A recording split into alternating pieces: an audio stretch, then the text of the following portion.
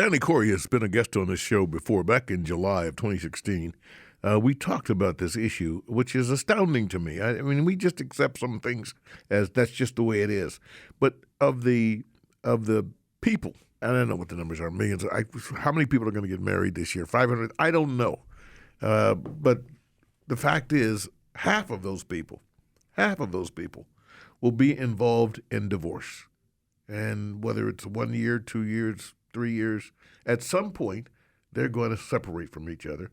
And guess what takes the beating besides the children, which we care about, and the property, is the family budget, your finances.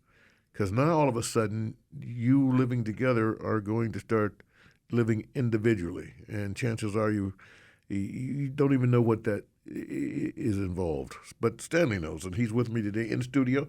Stanley, nice to have you back here on Home and Family Finance. Well, thank you very much for having me. Well, I was very impressed with our program. I mean, you have a grasp of this like no one I've talked to. And then along comes Experian. And I called you right away. Wait a minute.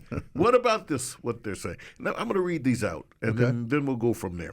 This is a brand new survey from Experian revealing the role finances play in divorce and how consumers are financially affected in the aftermath. And none of what I'm saying is a surprise to him. This is for you at home. He already knows this stuff, and he's going to comment. Additional findings. Surprising. And by the way, Experian doesn't tell me how many people they checked, but I know them to be legitimate and a very good source of information. So I'm going to take them at their word, even though I didn't see the numbers that they use, the number of people that they surveyed or when or where they surveyed. But here's what they find. 59% of people said that finances played a role in their divorces, and 20% said it played a, quote, big role. A majority of both women, 71%, and men, 60%, said that former spouses' spending habits were different than what they anticipated before they married. Hell, they never talked about it. I'll bet you $1 to a donut. They never had that conversation. Are you a spender or are you a saver? I'm in love.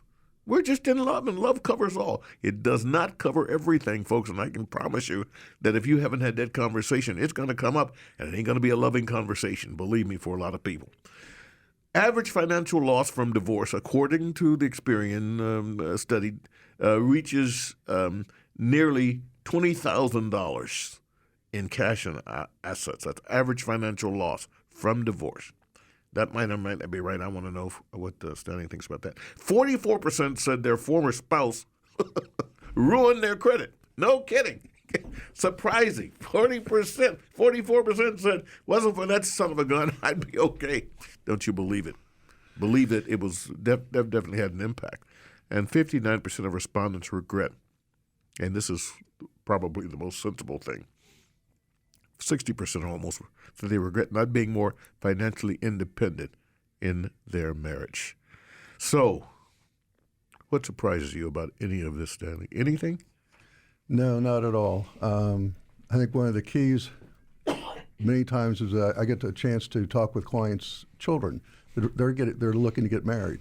And funny, they come in and talk to me, and I ask them similar questions that you just asked. You know, have you had a conversation about cash flow and spending and how you do things and how do you use credit? And so we talk about a lot of times how much credit card debt or having educational debt.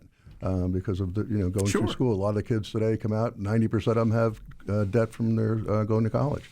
And they can take 10, 15 years to pay that off.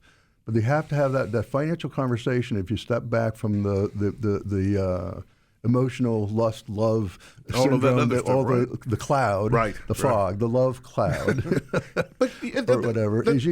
You then have to have a sensible conversation. I mean, it's very important to understand how the other person deals and thinks about money. Let's talk about that one thing that you just simply said. You, Stanley, are a saver. You save money. You don't have any debt. You have no debt whatsoever.